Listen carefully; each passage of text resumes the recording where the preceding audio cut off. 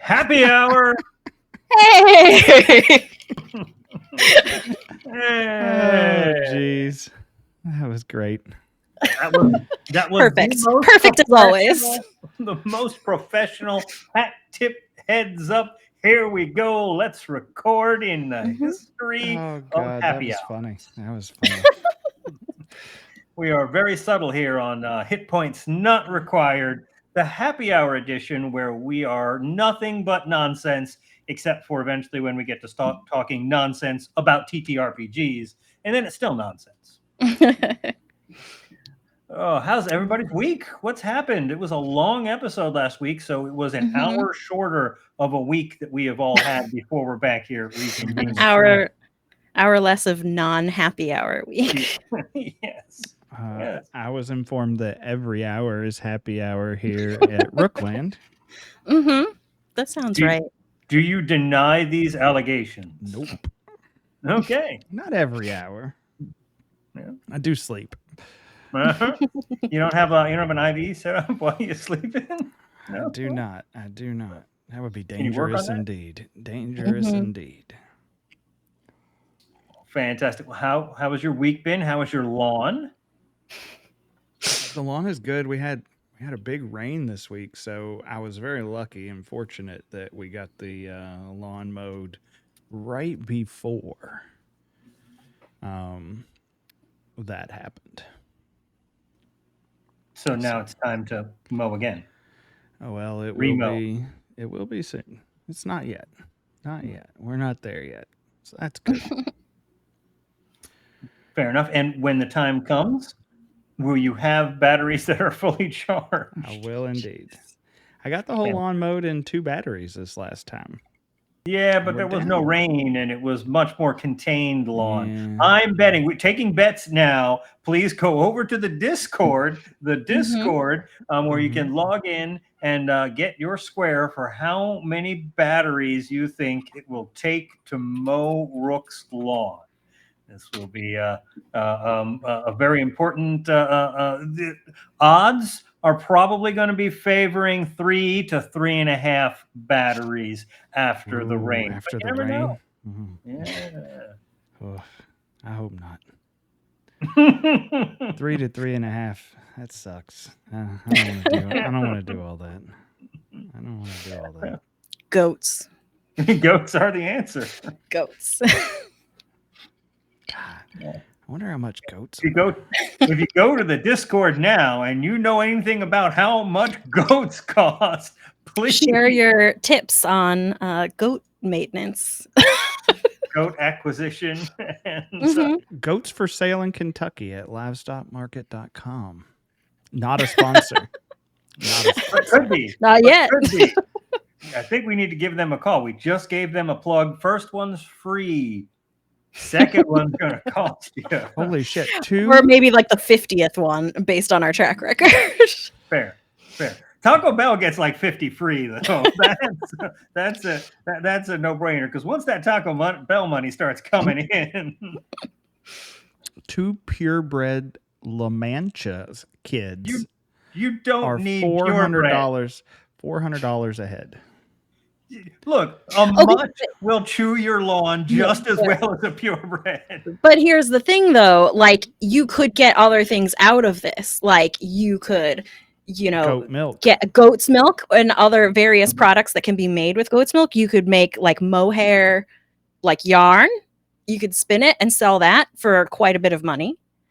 Like, depending on the goats you get, you could make money off of this. Let me just ask a question. How much fucking time do you think I have to go out and milk a fucking goat? I'm sure you have help.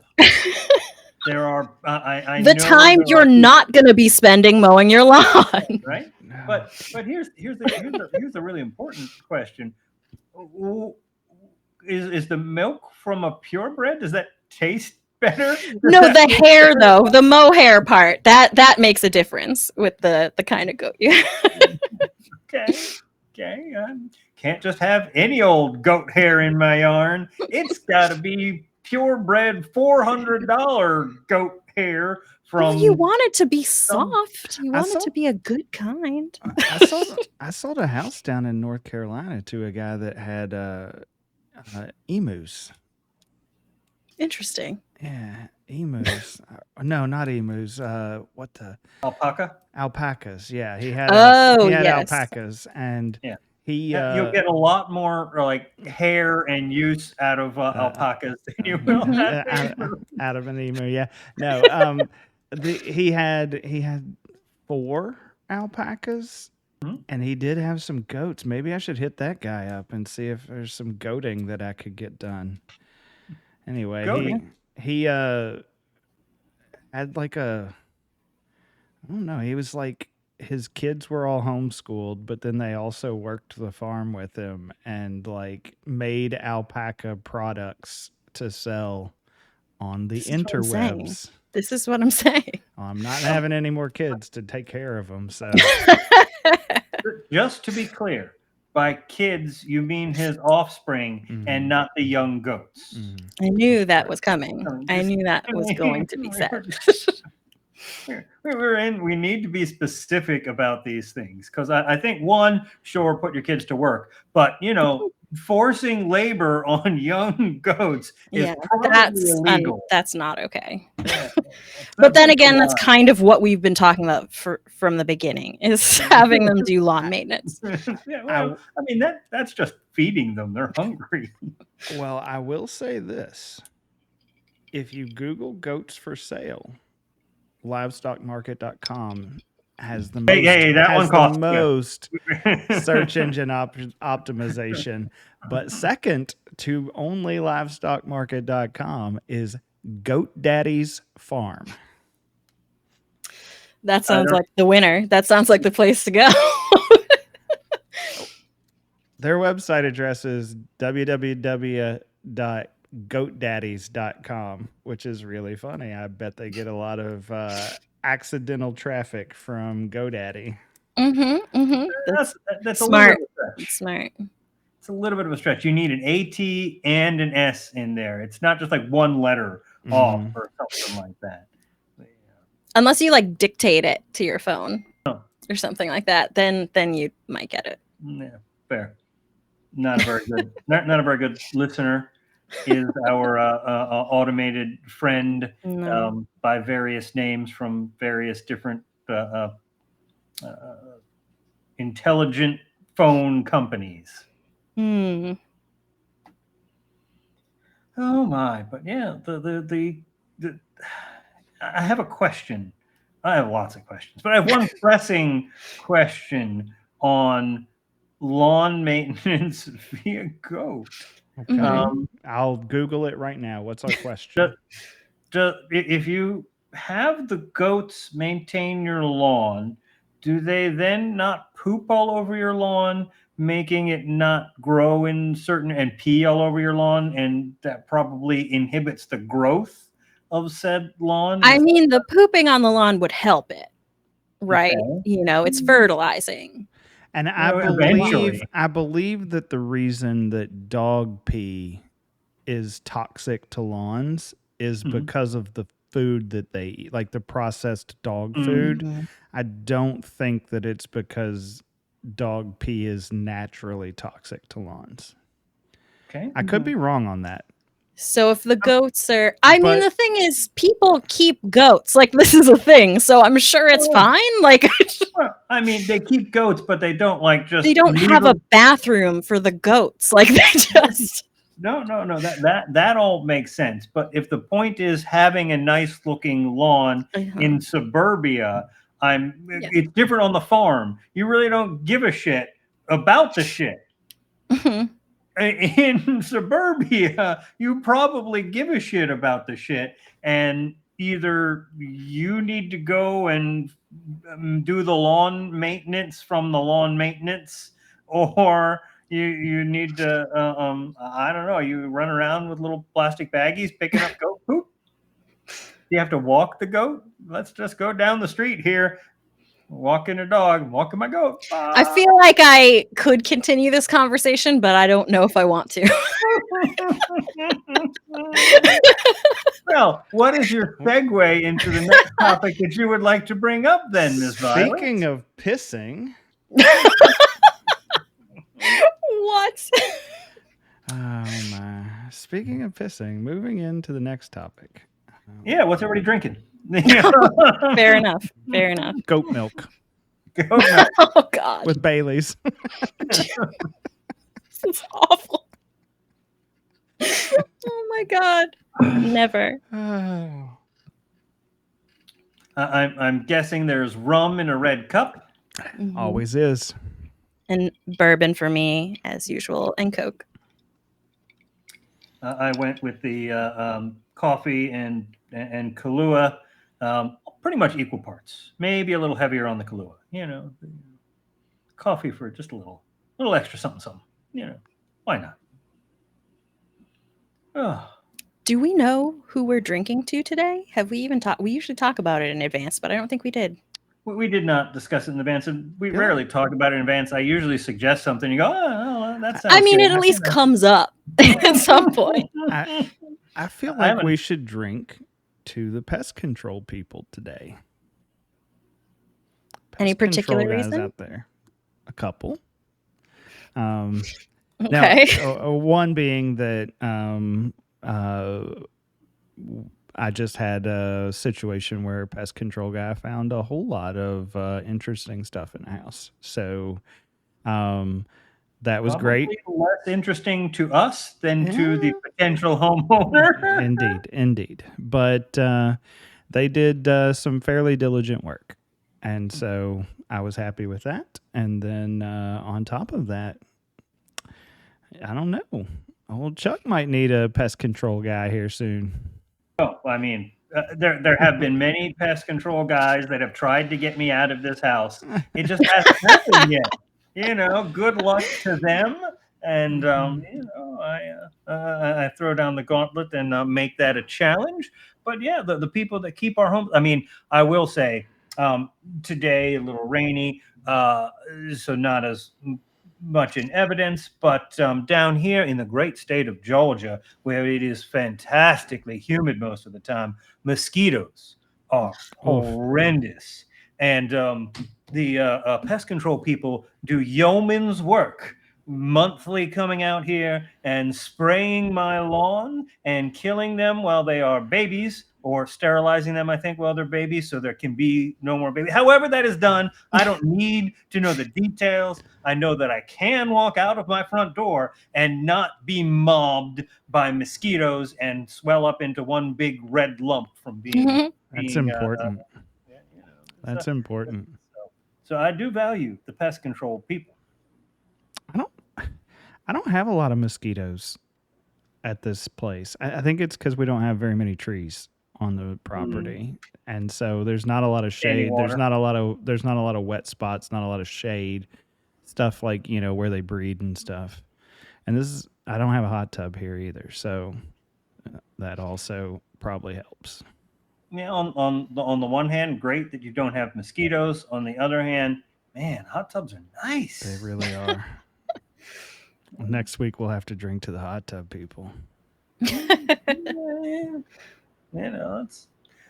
as good a theory as any, but who knows what is going to happen. That's true. In the next week, anything can happen. Mhm. What we know is probably not going to happen in the next week is Wizards of the Coast dropping any new videos on classes or subclasses, because they did them all already, folks.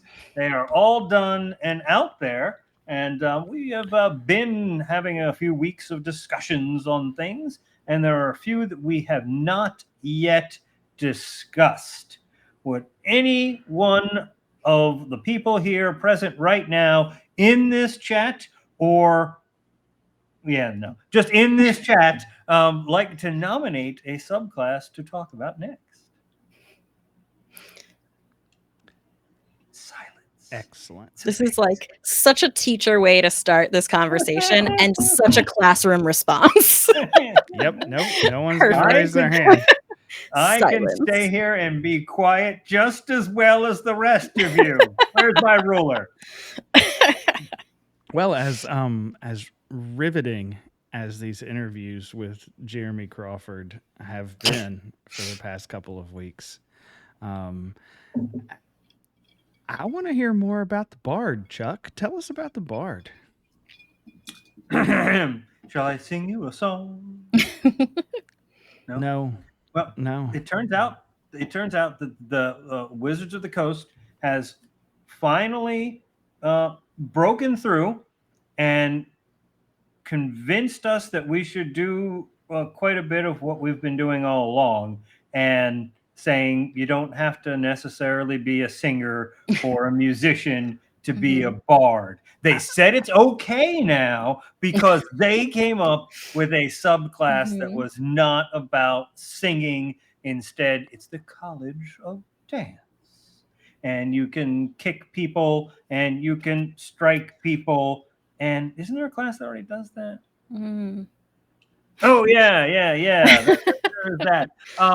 Yeah. So it's interesting that they felt they had to. They've got a College of Swords already.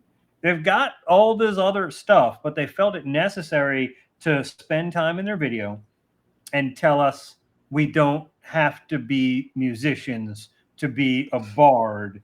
And the answer to that is this amazing dancing subclass. Now, a couple things that I do appreciate about that are they left in the better than evasion feature that they gave it during Unearthed Arcana, but they moved it back. So at least now they are not getting evasion for you and your entire party earlier than the monk got invasion. So there is that. I think they moved it back to like 10th or something like that to a relatively maybe it's even 14th. I don't know. It's moved back to whatever that higher level is. So at least they are not granting everyone evasion before some get this big feature that they've had for years. But other than that, I mean, I don't know that we needed to say, hey, you can do this, and we need to make a subclass around that. I'm fairly confident that the last 3 bards I have played were not singers. I'm also fairly confident that the last singing character I played was a frickin' ranger. But I sang every single session. Well, I mean, and I won't necessarily say singer. I mean, because they just talk about it being a musician, a performer, and stuff like that. And they do slant the skills and stuff like that. And I don't think they mentioned it. I'll have to wait until for another month and a half or so till we get the book to see if your equipment or the stuff you get is automatically a musical instrument. Which is like, yeah, well, okay, I'm just going to sell that for gold because I don't play a musical instrument, But I think it's good from a role play perspective that they are doing things to encourage people to expand what the concept of the class is. For sure. I just find it weird to say, hey, rather than you adding flavor to something yourself, we're going to tell you how to add flavor to it with a specific subclass. Well, yeah, because it also says now you don't have to be a singer; you just have to be a dancer instead. Yeah. Well, it's just like they added one other very specific thing. Like it doesn't like how much does that really open it up? Maybe I'm a stand-up comedian, or maybe I'm a circus performer. Like there's all kinds of ways that I could be a bard and not be a singer. Maybe I swallow swords. Well, here's a question for you. Would you consider like a high-end chef to be a bard? Or could you be a bard as a high-end chef? That's what you're creating. That's your artistry, is this beautifully plated whatever came out of the oven. I don't know, a Brussels sprouts and cauliflower, right? But it just looks amazing on the dish as opposed to slop, or it tastes amazing and it's an experience or whatever, right? Just being a performer, being somebody that is all expressive about themselves, to me that doesn't have to be, but I mean, you can probably do that and call it another class. But I mean, there's just ways to do bard and entertainer, performer that's not musician or something similar. I can tell you the steak that I get from my favorite restaurant here locally definitely gives me bardic inspiration every time I eat there. It is the most amazing skirt steak ever. Fantastic. I will I drink feel to inspired when I go there. that. Here's the other big thing from the Bard. The base class now. They formerly in the 2014 Player's Handbook, they got a thing I'm sure everyone is familiar with, where they could steal a spell from any class anywhere in the book. It doesn't matter. They get to choose that spell. And at this level, you get to choose another one. And if you're this type of bard, you get to choose one down here too. And that is essentially gone now. They still use the same name for the feature. It's still there. But at level 10, you can now do all of your spells from that level and going forward from 3 specific lists, from the wizard, the cleric, or the druid spells being like the 3 main base classes. Which makes a little bit of sense. You're taking, those are more of like studied and structured classes, I think, as opposed to the sorcerer. I'm just born with this. Well, can you teach me how to do it? Yes, be born with it. Great, thanks for that talk. Right? If the thing is they've studied and learned and stuff like that, they are probably not learning to make a pact with some power and get stuff that way. They're probably not being a blessed warrior or some warrior with cause or something like that to develop skills. And accordingly, the half casters, your paladin, your ranger that wait to get their higher level spells can't have them stolen at an earlier level by a bard. Now, bard can, they're getting from other full casting classes. Everything is on the same level. It's all equal. And then going forward, they just have access to all the lists. So they took away a few things, but they added a few things as well. And that feels nice and balanced. Mm-hmm. Thoughts? Do you have to sing the wizard spells? Even if you're a dancer? The wizard spells. I can sing it, whatever. So there's something that they changed that I don't like, mostly in principle. Okay. So it's bullshit, right? It is. Particularly from like a role-playing perspective, the glamour bard. They changed the glamour bard's, I believe, enthralling performance or something like that to I don't know what they called it, I forget, to another feature that basically just gives you a couple of spells. Mm-hmm. And enthralling performance, while very situational, and I understand maybe it was like not something people use super frequently, it allowed the glamour bard to perform for 1 minute in front of some people, and then you could choose a number of those people who watched you perform for the full minute, up to your charisma modifier or something, and you could charm them. And that is such a like interesting, like unique to the bard, role play focused. Like you have to perform for a full minute. It's not like a quick spell cast. You have to do a performance in front of a group River of people. dance, baby. And like it was just an interesting feature, and they replaced it with just a couple of spells. And it just is annoying to me. I feel like it's representative of a lot of choices that they're making that I don't like, that are in the name of sort of making some of these classes more consistent across the board and more like accessible to new players. I feel like they're also watering them down in a lot of ways and making them less unique and interesting.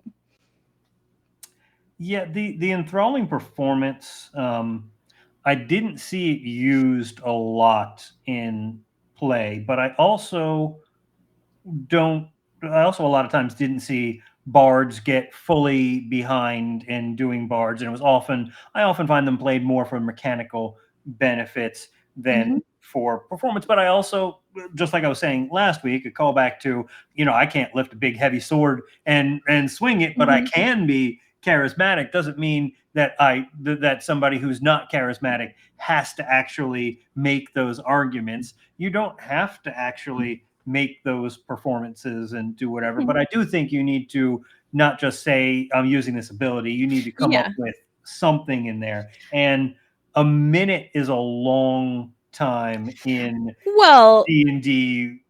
Yeah, I mean, that's the thing though. It's not a combat ability. It's meant to be used in, more like social situations, and like I have seen it used in one particular game I played. There was a bard who liked to use it and used it very well, and so it was really memorable to me. And so the fact that they swapped it out with something so like boring was really did not like it. I will say that seems to be their MO with a lot of stuff. This feature is complicated. A lot of people don't like it because you can't use it everywhere. You know what? Give them 2 spells instead. It seems to be the answer in a lot of situations. Another thing that was cool about it too was that the people you charmed with that ability, they get a saving throw, but if they fail, they don't know, they have no idea that anything even happened. And like that's like the downfall of some charm spells, is that people often know or have a sense of what happened. But with enthralling performance, they have no idea you were even trying to charm them. So you kind of just can get away with it. But nope, it's gone now. So sorry. Yep, there are definitely some things left on the chopping block with this edition that are disappointing that they're gone. Like I said, there's positives and negatives. I again think it's fantastic that my paladin won't have their capstone spell stolen like 8 levels or whatever it was before they can get it by the bard flying around on a steed while you're still sitting there on your war horse going, wouldn't it be nice to fly? Wait a little bit.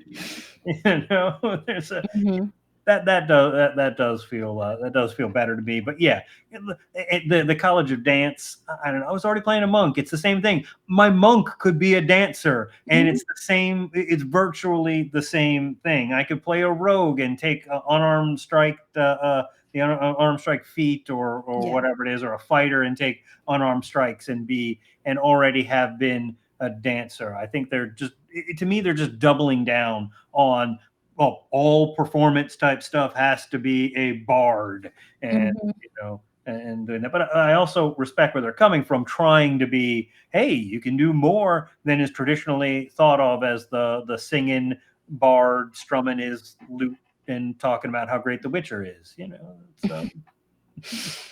Anyway, that to me was the bard. Was there anything else anyone had bardically? No. All right, I will call that semi-uninspired about the new bard. Speaking of pissing, sorry, we were segueing again, right? That's just the general segue for all things. Now, yes. Now we're gonna piss like it was just magically created, and we are made of piss. Let's talk about Sorcerer. Wow. You wanted a transition that involved specifically the urine subclass Sorcerer. God. How does everyone feel about our new Sorcerer? I like the new Sorcerer. Don't like a lot of the things they're doing. But it's not. Of all the things that they have come out with and talked about, even like the changes that I liked in the Druid, I feel like I liked because it brought it closer to the way I already play Druids. But with the Sorcerer, this is the first one I think I've seen that I'm like, oh, I actually would really like to play this new Sorcerer. Tell me why. Tell me more. Tell me more. Tell me more. Oh, well, I mean, I'd have to remember literally anything to do that, but I will tell you. I'll help you out a little bit. They made it a barbaric sorcerer now. So the first ability you get is several times a day. You can Sorceress Burst, and all of your spells get that little surge. Plus basically like a +1 to your attacks and a +1 to your DC. That is fun. While you are bursting. Yes. We're not raging, we're bursting. which also feels like it should be a bard thing. Bursting. I don't know. Bursting goes right along with the urine subclass, though. Oh no, that's what I thought that was going. I was trying not to, but I went there. I mean, I like to sort of preface some of my feelings about the sorcerer. I played a sorcerer in a campaign for a long time. That was a storm sorcerer, and I loved the character, but was very frustrated with the class. It just did not feel as strong as it should. A lot of its abilities were like too situational, and I just was very frustrated by it. And I feel like the burst thing, for example, yes, to my point that I've made before, that they're just shuffling abilities around amongst different classes, it is basically like sorcerer does a rage. But at the same time, I think it helps give the sorcerer the boost that it needs to start to be more competitive with the other classes and to feel as interesting and strong as the other classes, which it hasn't before, to me at least. Have you played either Aberrant Mind or Clockwork Soul? I have not, but I am interested in them, especially Clockwork Soul is very interesting to me. But the other thing I wanted to talk about, though, that I really liked is I know Rook's favorite, sarcastically, the Wild Magic Sorcerer. Yep, nope, not ever. But the thing that I really like that they added, they made some tweaks to the table and to the way the surges happen, which is cool. They made it a little bit, I don't remember the specifics, but they made it a little bit less like when the DM decides, whatever, because I'm a little bit less like a lot of times DMs forget that you have, like, you did something at some point that prompted that you could have a surge at some point. Like, it's just a lot to track and it's annoying. So I kind of like that they changed that. But the thing I really like is that once per day, you can deliberately pick an effect from the Wild Magic Surge table and make it happen. Because that gives you a little bit more, like, especially for roleplay reasons, because a lot of the things on that table are real stupid. And so the fact that you can just make these really stupid things happen, like on command every once in a while, I feel like really lets you play with the subclass more than you've been able to before. So 2 things with that, and then we will hear a rebuttal argument from opposing counsel. One, that's a relatively high level. I think it's 14th or something like that. I don't think it is. Do that. It's not a low level ability. I do not think that's correct. I'm gonna look that up. You can look that up and correct me, or tell me that I was right. And the second thing with that feature is they are omitting. They call it a handful of things that are too OP to just have happen based on this ability. So they are checking themselves in, and it's basically like, you can make anything happen within reason, and here's what reason is. So they're ultra clear about that. But having said that, opposing counsel, would you like to provide a counter argument to the Wild Magic Sorcerer? No, I would just like to say I would never, ever, ever, ever, ever, ever, ever, ever, ever play one. But I do want to mention a couple of things. Bursting is, I think, not copying another class. They're the only class that can innately raise the difficulty of their spells. Everyone can get a Wand of the War Mage or something like that, right? And increase their DC. But it does make them feel like we're a little bit more powerful than the other casters, even though we can't do as much maybe as they can. It does, which is, when the Sorcerer came out in 3rd edition originally, that was the way it was. The Wizard got a lot of spells, the Sorcerer got a few, but what they did, they were stronger, like they were better at, right? And that's consistent with the meta magic too. Yeah. That's the idea. We lost ourselves along the way somewhere with that. I mean, meta magic is pretty powerful, and there is the Wizard knows more spells, but I can twin a spell. I can do a spell further away. I can trade my spell slots in for more of this. I can trade my meta magic in and get more spell slots. The wizard can take a rest once a day and get X spells, up to 5 spell slots back.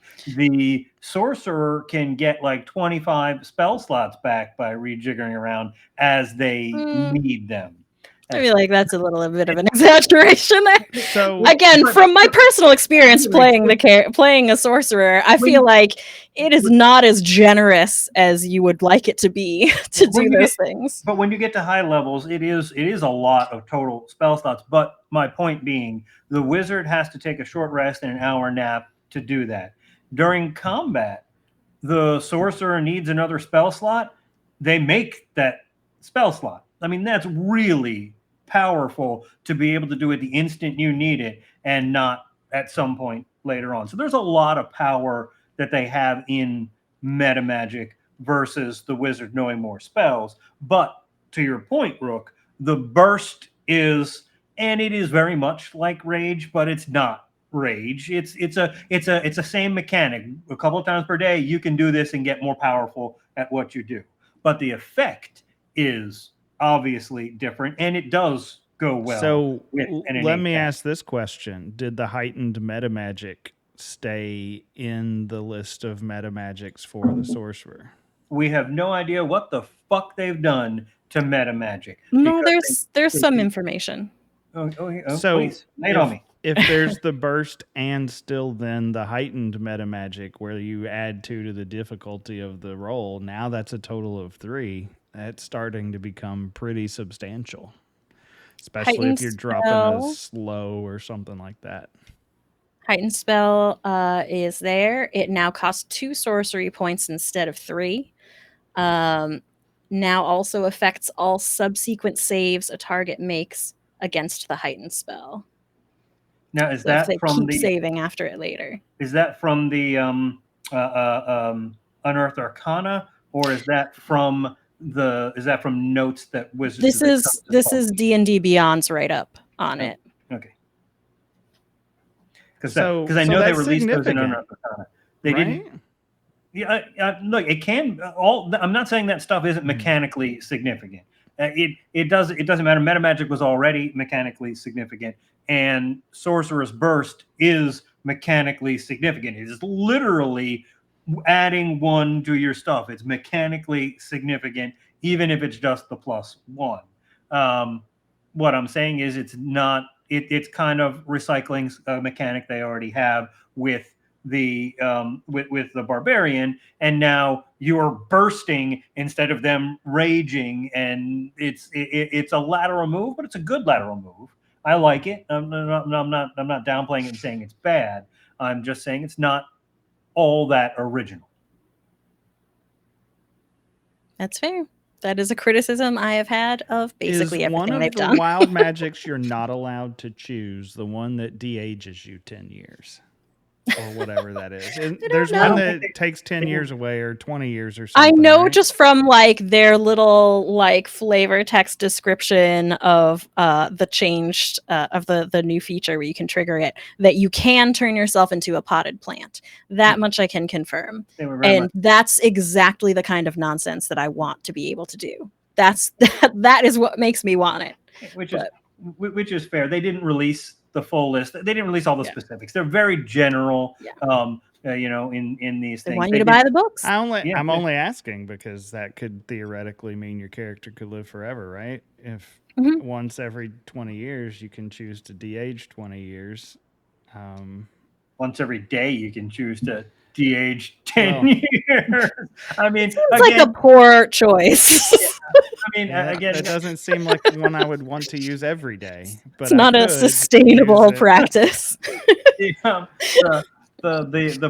point being, well, you could be that same age forever. Is basically what it is. But I mean, there's like a million things. The monks never age at a certain thing, and that's druids. Druids also. Wizards can clone themselves and all that shit and have a billion copies always at the same age. So there's just a bunch of shit in the game that they don't want you to worry about getting old and throwing out a hip. I mean, also, I will concede to you even that being a high level feature, only because I couldn't find the information that I thought I remembered about it. I couldn't find it, so I was probably mixing it up with something else. And I'll give you the benefit of the doubt that it probably is a high level feature.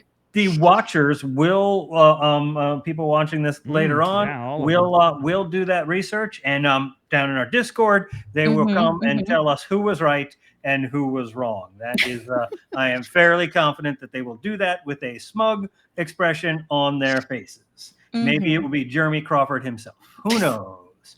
The other thing. Now, here's the thing about playing a sorcerer, in my opinion. I mean, the cool thing, what makes a sorcerer is this is a wellspring within you. It's from, something that's happened to you. It's from your lineage. It's in your blood. It's in other people's blood that you ingest. Wherever it comes from, it's unlike the wizard, which is really the closest class comparison to it. It's not a spending years of study and writing stuff and figuring stuff out and practice. It's, hey, I know how to do this thing. Look at this cool thing I could do. I just do it, for absolutely no reason. And the limitation on that in 2014 was a much more limited spell list and spell allotment than the wizard, right? It's a big thing, big difference between the two. And they alleviated that pressure via the two subclasses in Tasha's, Aberrant Mind and Clockwork Soul, which are also both a lot of flavor to them. I love the flavor. And I think they do a great job flavoring where that wellspring comes from in Sorcerers. And what they did to those two classes was add again, borrowing from another successful thing. They added, like the cleric, they added, boom, here, you just automatically, as you level up, this is your domain list. Right. You automatically know these couple of spells. 2 levels later, boom, you automatically know these couple of spells in addition to your other stuff. Now, they added a domain list, a known list, whatever we want to call it, whatever they're calling it, to all of the subclasses except for wild magic. Wild magic instead gets wild magic. They get to turn themselves into a potted plant. That's really what you wanted. You don't need any other spells. Now, the difference between those is when they did the 2 for Tasha's, you could substitute those spells. Once every level you gained, you could take one of those spells and switch it out for another spell within a couple of schools of magic. This one gets this one gets these couple. But from any school, again, you could go into the wizard list. You can go into whatever. You had a little more breadth to customize those couple of spells, but still within the theme that was given to your class by the schools of magic. What they're doing, and they didn't say it in the video, but it has been talked about by some other people that had early access and were allowed to do videos on stuff, is that they are removing that from those 2 classes and removing that from anything going forward. So you get what you get, people. You can't switch stuff out anymore. And Wizards of the Coast is not known for giving you the spells you would want generally, right? When you play a cleric, you look at that list and you're like, well, one of them is okay, right? And when you play a genie warlock or something, you're like, this one's pretty good. These 2 I could live without, but this 1 or 2 is pretty good. And I think you're going to run into that again with the sorcerer, but at least they're giving them the extra spells to begin with, and maybe you won't feel as spell starved as you used to playing a sorcerer. Yeah, I mean, I think at the end of the day, like it's hard when you are someone who really likes to play a spellcaster and like a full spellcaster. It is hard to compare with something like a wizard or a cleric or a druid who can change their spells every day and who has a larger list to choose from whether it's the wizard's spell book or just your entire class list, and can change them up on a long rest. Like, that versatility is massive. Like, in actual gameplay, that alone is really hard to compare to with a spellcaster that cannot do that. And so every other bump that they give to the sorcerer, I'm like, yes, please make it make this worth playing. Like, because otherwise, why would I choose this over something else where I can choose spells that make sense for what I need to do that day and what's actually happening, and know that I'm going to have spells that are actually relevant to the game I'm playing, the specific game that my character is playing. You know, that it's hard to compare to that. So please, give it all the power you want, is how I feel.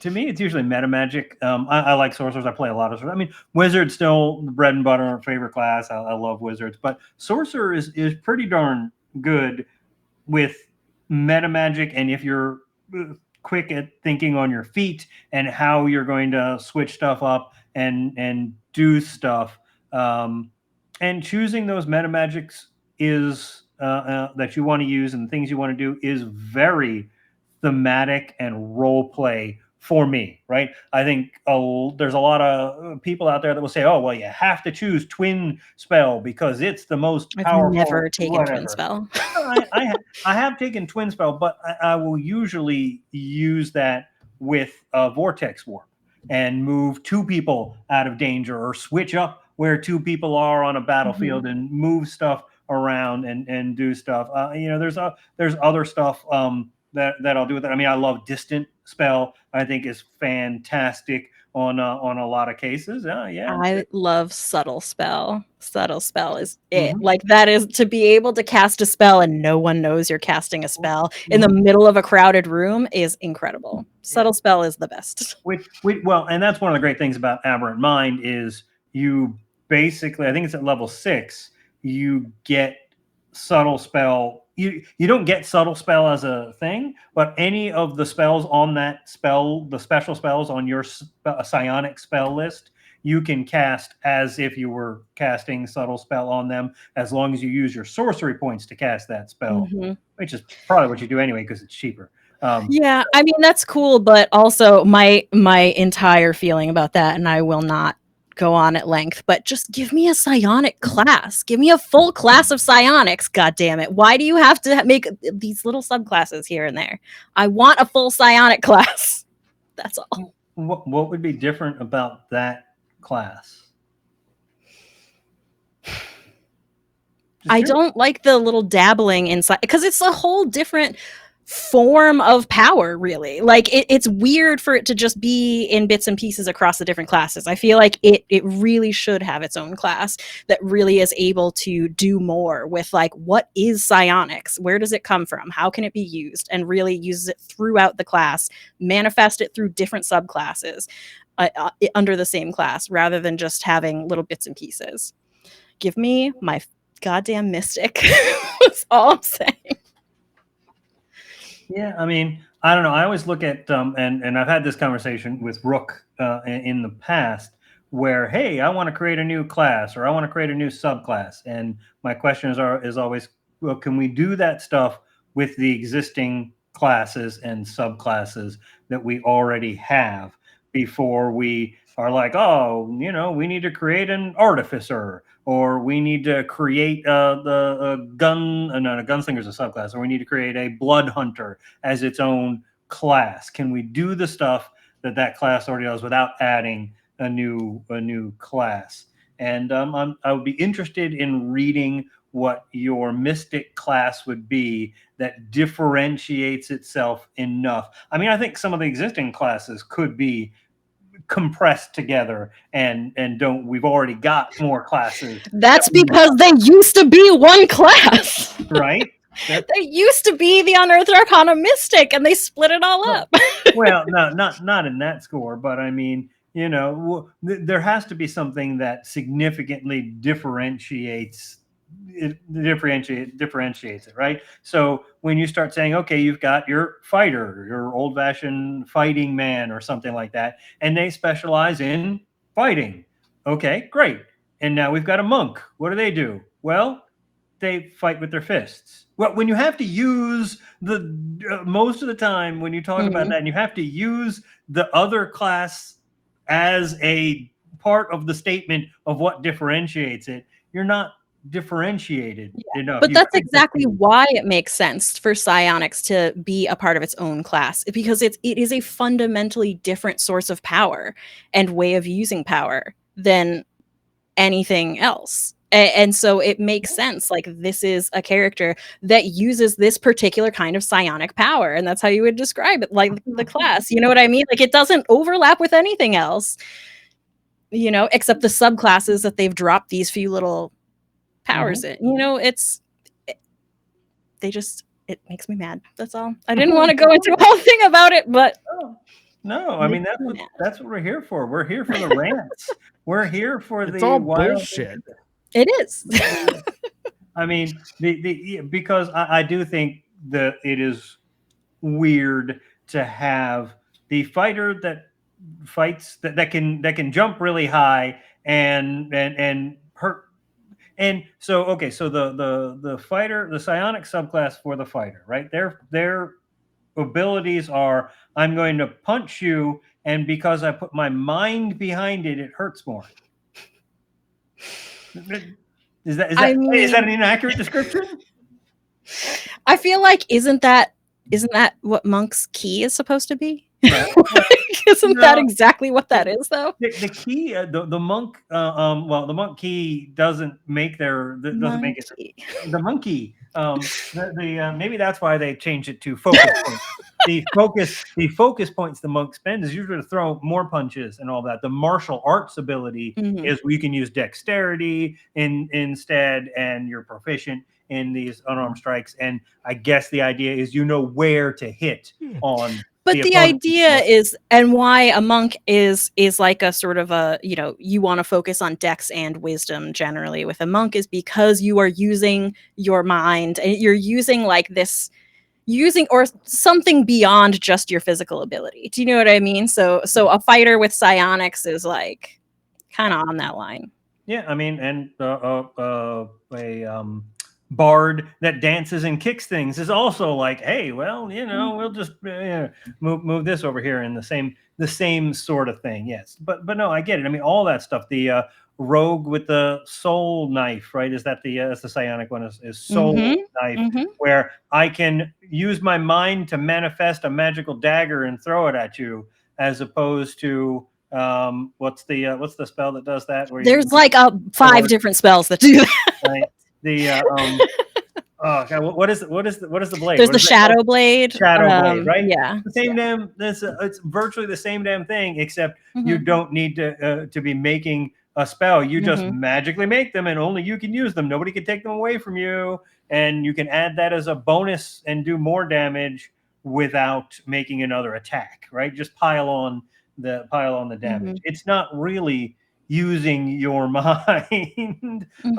And there's some other things that are cool about that ability, though, that are unique to that are not like the spells. One of which is that the damage does not present itself in any way. So if you were trying to assassinate some poor helpless soul, there would be no autopsy revealing the cause of death. Soul knife was a feature of the UA Mystic, but you know, whatever. But again, it's not. There's nothing about the rogue that's like, I'm going to use these mind powers to create a knife, right? Shouldn't it be, I'm going to use mind powers to explode your skull or do damage? Why are you? This stuff always pissed me off about magic and magic use. Going back to as a kid when I was reading stuff like Wheel of Time, right? I'm going to make fire appear in my hand and hurl it at you. Why the fuck didn't you make fire appear on their fucking head rather than make it appear in your hand and throw it at them? And it's the same thing, right? Why are you making a psionic knife appear in your hand, even if you're like, okay, well, I'm a rogue and I'm attuned to daggers and that's my thing. All right, you make an invisible mental dagger stuck in their head, right? Yeah, why do you have to put it in your hand and then physically do it? Like, it doesn't make sense. Yeah. Yeah, no, if you're going to fight with your mind, or not even fight, if you're going to be something that does effects and all of that, just have them happen from your mind, and don't be, Yeah. I think that's the argument for its own class versus a suite of subclasses that they do things like that. I'm not a big psionics person anyway, especially the way they've drawn it up. I was gonna say, I mean, they haven't handled it well, so I'm not surprised. But I feel, and that's again why I feel like it should be its own class. I feel like it could use a lot of development, and sort of fleshing out like what are some of the ways that you can use psionics. I feel like the closest thing would be an illusionist, right? Because that's the same thing. I'm making effects that aren't really there, but you think they're there. I'm messing with your mind. My mind is messing with your mind. Sort of scenario, which is cool, and it could be an offshoot of that or something like that. But yeah, I really don't think that they need to add mental stuff to every class and just and again, just like the tattoos we talked about last time, let's not make equipment again that just is it's equipment. It's just flavored and called something else. Yeah. And this is the same thing. You're just making another attack. You're just making other stuff. We're just saying this originates from your mind, and there's another step in there for flavor, which people can already do. The great thing about 5th edition is you are not constrained by a bunch of weird rules and roles and tables and shit that keep you from having the ability to flavor shit however you want to flavor it. So you don't need to give us a subclass that is dipped in chocolate. It's already there. We make our own chocolate, and you know what? Sometimes we like caramel instead, and that's what we're going to do, Wizards of the Coast. Caramel, not chocolate. Oh, and caramel, not chocolate. So there were a couple things we didn't talk about. I don't know where we're at, how much time we have left to rant or talk about stuff, but I will start to bring something else up, and y'all can cut me off in the meantime. We briefly touched on the Barbarian in this in this discussion by saying the Sorcerer does a thing sort of like Barbarian Rage, and the Barbarian was changed a little bit, a lot in certain ways, but it was changed that you no longer have to be attacked or attacked to maintain your rage. If you haven't been attacked, you haven't attacked anyone, you just spend your bonus action to stay angry. Which I guess it alleviates. There was a lot of stuff. Well, I smack myself in the face. Or I was gonna say people were looking for loopholes all over the place for that. So I feel like just let them have it. Let them have it. Which is fine. You know, just check off your bonus. You're gonna do it anyway. So you stay enraged. That's fine. Here's the thing where that leads up to. You now have this thing, primal awareness, or I forget what they're primal knowledge. I forget what they're calling it exactly, but primal bullshit. Primal bullshit. Okay, that sounds right. It's not exactly bullshit, but they're while raging, you can add your strength modifier instead of the normal modifier to certain skill checks. So, and I think they flubbed it during their video because the intimidation makes sense, right? You're raging, you're intimidating with strength. You already could do that. The DM was within their rights to change what's next to the DM is still within their rights to change any of that shit to work with whatever. Now it's official that while raging, you add strength to something like an intimidation or stealth. And they say, okay, stealth is like you're now like a primal beast in tune with nature. And so, you're quiet. Okay, whatever. I'm not. That takes a lot of spinning. But that's rough. That's a rough one for me to swallow. Right? That's not. You have to rage to become stealthy. It doesn't really make sense. But if they're going to try to make it a feature, there has to be some skills that it works with, right? I'm not. Here's where I'm headed. Here's where I'm headed with that, because just put your feelings on that just aside for a second. We can go back to them later if they're still that strong. Here's the other one they listed, and they spent like 20 minutes talking about. You can now add your strength to a persuasion check. A persuasion check, not intimidation, persuasion, because you're angry. I've had a lot of discussions with angry people.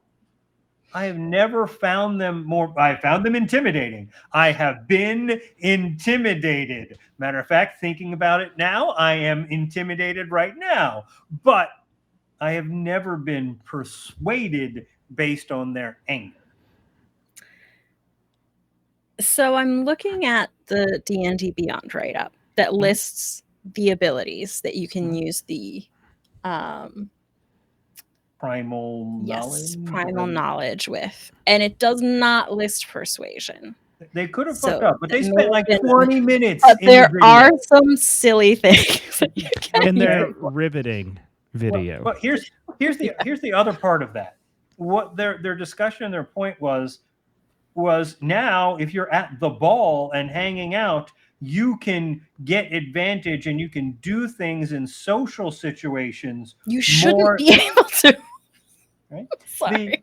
And they're going through this. You're in these social situations at the ball. You can do that. And I'm like, so what you're saying is you wanted to make the barbarian more useful in social situations, and so you thought tying that into rage is the solution. I will rage at this ball, and you will find me persuasive. It doesn't make sense. It doesn't make any sense. Yeah, no, it's. I think I like where they're going with it. And hey, the barbarian was often not great at social situations, and we want to not limit them to being only interesting during combat. Well, great, that's fine. I think a lot of people can play barbarians and have them be interesting in there, but maybe there are a lot of people that need help with that. I just don't think tying it into rage is correct. There's nothing stopping you from playing a high charisma barbarian. Like, I don't understand what the point of that is. It's like, why do you need it to be? I also mechanical. like, you don't have to be good at something to do it, right? Yeah. I play in a game, and we have a Durgar barbarian who is the face of our party. He has an 8 charisma, and he doesn't have, but he's the one that walks up and talks to people, right? And he has a great time role playing, stumbling through difficult conversations. And I'm playing a warlock in that game, and I don't help him. I got a 20 charisma. I don't help him. I'm like, that's like it's like our rogue. That's our all rogue you, who has super low, I think, investigation. So he's really, really bad at looking for traps. Yep. And so every time we're like, "Go check for traps, buddy. Like, it's your job. Go check it out." Like, it's fun. Like, come on. It's okay to have limitations. Like, you don't have to make every character good at everything. And you don't have to only do the stuff you're good at. Yeah, of course. That's the point I was doesn't getting mean at. It doesn't mean you have to sit on the funnier sidelines. Yeah, for sure. To It's Rook's point, funnier to try to get the barbarian through this like high society ball without giving them a special feature that makes them really good at it for some reason. To Rook's point, I played a 8 charisma wizard that was like because of the party I was in and the people I was playing with, social situations, they didn't do anything and were not very active. So I became the face of the party and was the worst person we got in such shit because here's this arrogant asshole just, going off on whatever and getting beaten up or thrown in jail and it was fun. It created fun scenarios. That stuff is fine, but I think their concept is they were people, there was a large group of people, or they got a lot of feedback that said people that play barbarians in general don't watch our channel and they haven't gotten the tidbits that will help them role play in certain situations. And so they need to mechanically do something to let people know that it's okay. And I just want to say, we're here for you, Wizards of the Coast. We are here to support the goals that you want to have and things that you want to see happen in your game. So instead of trying to add mechanics that make fuck all for sense, just direct people to our channel. We'll help. We'll talk. They'll watch a couple of our videos and they'll say, we can't do any worse than these people. Let me try it, and then see and see what happens. I really think, and because I've played with a lot of people in my lifetime, I've played with a lot of people, but I've played with a lot of people that have, when we first started playing, were much more reserved and just okay by the book, just supposed to do this and that and the other thing. And then 6 months, a year into it, watching the more that they do just by interacting with one or two or three people that do those sort of things more often. And so I think that's the key, is let people in and see and get a few tidbits here and there, and just some ideas on what's allowed and what's not allowed and how to do things, because I think they want to do it, they just don't always know how to do it. So if you out there are sitting at a table and people aren't role playing as much, it's on you. Help them out, do stuff, get them involved, and be part of the solution. They want to be there with you. They want to be role playing with you. Don't just ignore them and call them the quiet people at the table or whatever. Engage with them. That's I think that's the thing that you can take out of there. Spread some love. And with that, I think we have come to the end of another happy hour. It has been wonderful talking with you people here and talking to everyone out there, either now or in the future. We're time traveling and talking to them whenever they want to listen. It's a wonderful thing, and we appreciate everyone. And remember, hit points are not required to have a tasty beverage.